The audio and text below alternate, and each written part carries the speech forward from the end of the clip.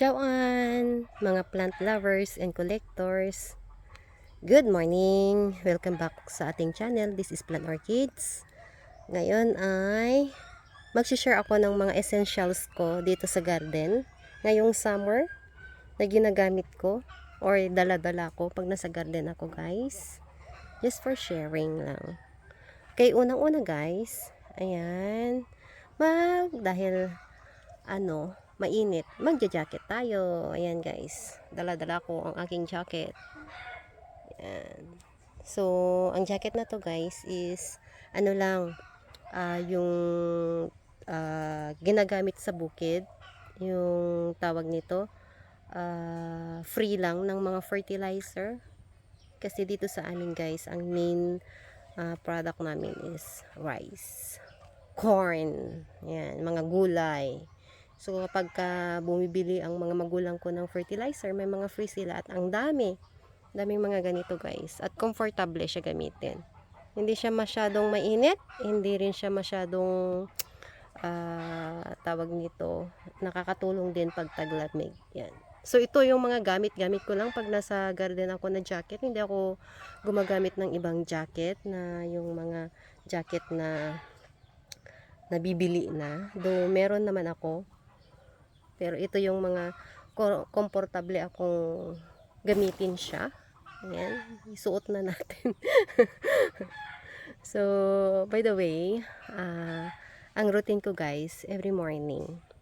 Ayan, routine namin ng pamilya ko is, pasensya na kung magalaw guys nagsusuot kasi ako ng jacket. Ayan. By 5 a.m. ganyan, or before 5 a.m. nag-aalmusal kami as family. As one yan, except sa mga bata. Yan, suot tayo. Yan, mga bata. Tapos by 6 o'clock nasa garden na ako guys. So before that, naliligo na ako, pinapaliguan ko yung mga anak ko na ganyan. Kung ayaw pa nilang kumain, it's okay, hinahayaan ko muna sila, pero pinapaliguan ko na sila guys. Yan, ligo na rin ako, mag-apply na rin ako ng lotion, yung moisturizing lotion, ganyan. Tapos tawag nito, pupunta na ako dito, magtingin-tingin lang, ganyan. So yan. So second guys, kinakailangan tayo, pantalon. Yan. Suot-suot ko na ang aking pantalon. Any pantalon naman, okay lang. Yung mga yan. Pero ang pantalon ko kasi na to guys is hindi siya masyadong makapal at hindi rin manipis. So comfortable din lang siyang gamitin. So yan, nakapantalon ako. At pag nasa garden ako guys, whether summer man or tag-ulan, ang gamit kong slipper or footwear is yung ganyan guys, close toe. Ayan. Pagpasensyahan nyo na ang dumi. Kasi sa garden lang ako. Ganito lang yung gamit ko. Pag sa garden lang talaga ako. Pero syempre pag nasa bahay, iba din. Yan. Close toe. Para ma-protect yung mga toes natin pag nasa garden tayo. Ayan. So, yung attire ko na yan guys. Pantalon, tsaka slipper na closed toes, at tsaka jacket, summer and tag-ulan or taglamig, yan yung mga attire ko. And next na attire or essential natin sa garden, ito guys, yan, sombrero ako. Ito yung ginagamit din sa bukid. May mga sombrero, may mga UV na hat din doon, pero dito ako komportable. Yan, oops, yan, ito yung gamit ko. Tag-ulan man yan or guys, summer. Ito yung gamit ko lang. Yan. Nagamit ko yan siya guys. Pagka nandito lang ako sa garden. Yan.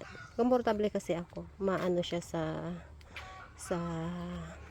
tawag nito, sa ulo. Malamig pag tag-init. Tag-init. Yan. Malamig siya pag tag-init guys. Ayan. So, libot-libot tayo. Next na essential natin is, of course, we need to hydrate ourselves. Yan. water guys. Yan. So ito frozen to. Nakalagay ito sa freezer namin, magdamag, frozen yan. So pag dinadala ko na dito, yan natutunaw na siya as you can see guys. Kasi normally 6 to 9 lang ako sa garden. Then inaasikaso ko yung mga anak ko. Kumbaga on and off ako. Pero by 6 AM nagsisimula na talaga ako sa garden guys. Yan. So hindi yan nawawala. Pag nasa garden ako, water. Always hydrate yourself guys. Ayan, pag nasa garden tayo. Ayan, kaya madalas guys, hindi ako nakaka ng gutom. Ramdam ng gutom minsan kasi yan. Water. Yan. Pagka taglamig naman guys, ang gamit kong water yung warm, yung tumbler na nalalagyan ng mainit na tubig, yun yung gamit ko dito din. Pag summer ito, yung ganito lang. Yan.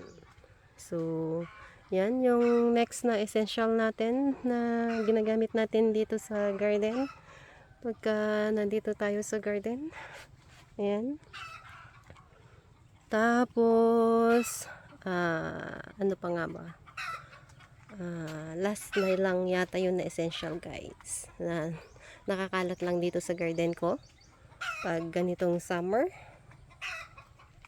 Ayan. Yes.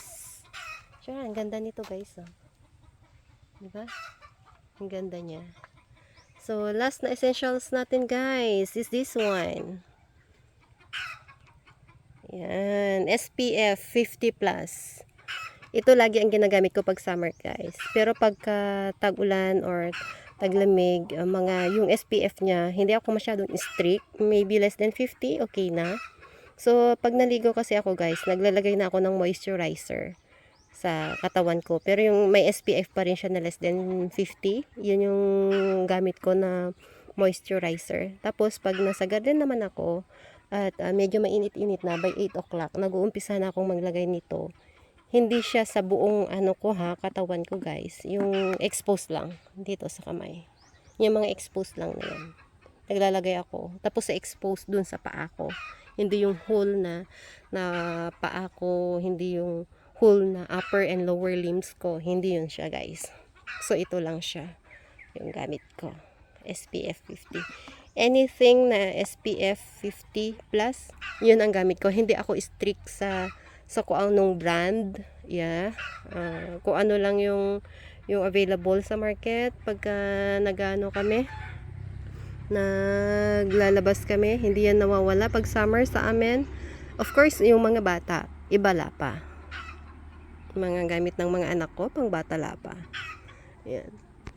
So, at saka yung lahat ng mga gamit ng anak ko, mga pang batala pa. Strict ako sa gamit nila na pang bata talaga, guys. So, ayan. So, yun yung mga essential ko, guys. Pag nasa garden, essentials ko. Pag nasa garden ako, ayan. Sharing lang guys. We need to take care of ourselves also para ma-take care natin ng mabuti ang mga halaman natin. Kasi kung hindi tayo mag-take care ng self natin, paano natin ma-take care ang mga babies natin, di ba? So, we need to take care ourselves first before our babies. Ayan. So, ayan siya guys. Hope na may natutunan kayo. Ayan. Kasi health is a wealth. Ayan, kaya kinakailangan din natin hydrate. Important yun guys. And protect your skin. Ayan. Kasi yan yung largest natin, organ natin, ang skin, largest natin. So kinakailangan natin siyang tama nga ba? Largest organ. Ayan, yung skin. Ayan. So, kinakailangan din natin siyang i-protect as much as possible. Ayan. Hindi lang ang mga sakis natin, kaktay natin, or any plants natin ang iti-take care natin. We need to take care ourselves first. Ayan, before others. Ika nga.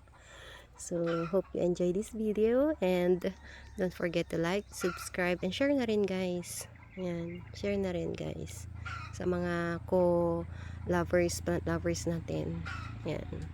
And see you on my next plant sharing. Bye guys.